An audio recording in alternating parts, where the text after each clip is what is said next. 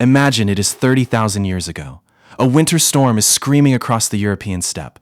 The temperature has plummeted to 40 below zero, cold enough to freeze human tissue in minutes.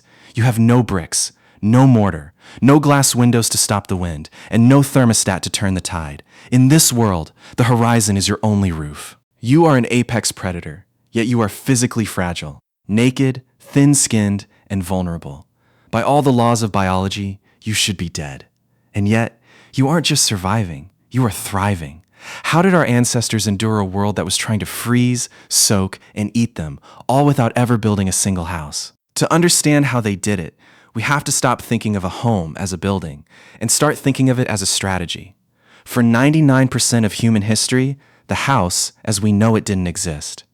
From the moment our ancestors stood upright in Africa to the end of the last ice age, humans were nomads. We were a species on the move, following the great migrations of reindeer, bison, and mammoths. This was the Pleistocene, an epoch defined by radical climate shifts. One millennium, the world was a lush garden. The next, a wall of ice, 2 miles thick ground, everything in its path to dust.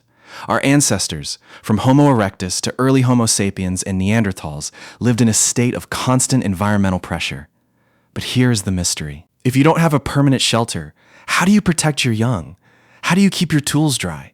How do you sleep without becoming a midnight snack for a saber-toothed cat?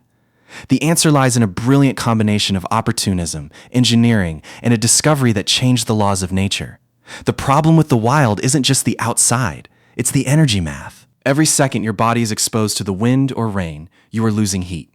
To survive, a human must maintain a core temperature of about 98.6 degrees Fahrenheit. If that drops just a few degrees, your brain slows down. A few more, and your heart stops. But the environment offered no easy solutions. Caves, the classic human home in our imagination, were actually rare. Most were damp, dark, and already occupied by things much bigger and hungrier than us, like the cave bear, a half-ton monster that didn't like roommates. Furthermore, staying in one place was a death sentence.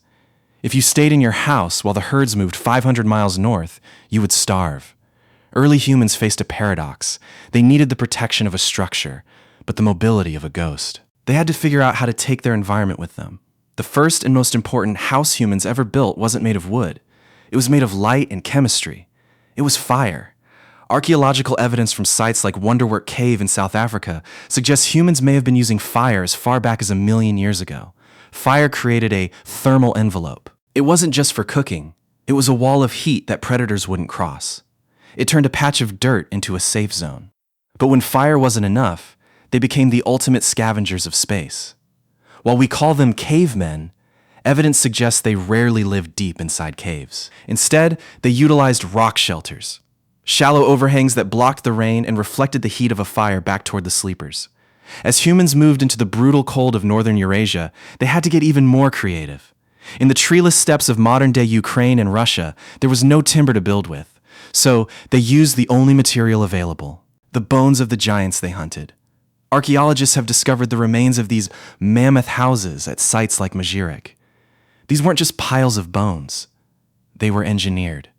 Mandibles were stacked to create foundations. Tusks were used as roof rafters. One hut could require the bones of nearly 100 mammoths. They were heavy, stable, and incredibly warm when draped in furs. For a long time, we thought these sheltering skills were unique to us, Homo sapiens. But a shocking discovery in 1990 changed everything. Deep inside Brunicourt Cave in France, researchers found strange, circular structures made of broken stalagmites. These weren't natural. They were built. The shocking part? They are 176,000 years old. That is long before modern humans arrived in Europe. These were built by Neanderthals. This discovery suggests that the drive to build, to create a designated, structured space, is an ancient urge shared by other human species. They were using lighting, spatial planning, and construction in the pitch black, hundreds of feet underground. It proves that the home existed in the human mind long before we had the tools to build a permanent one. Beyond the physical structures, humans developed a portable house that changed the course of our evolution: clothing. By tailoring animal skins to fit the body, we created a microenvironment. This allowed us to carry our warmth with us, effectively turning our own skin into a shelter. This was high-tech for the era. using bone needles and stone scrapers to create multi-layered garments that could breathe during exertion and insulate during rest.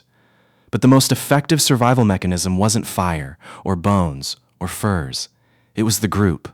A lone human without a house is a target. A tribe of 20 humans with a fire, a perimeter of spears, and a shared memory of the landscape is an impenetrable fortress.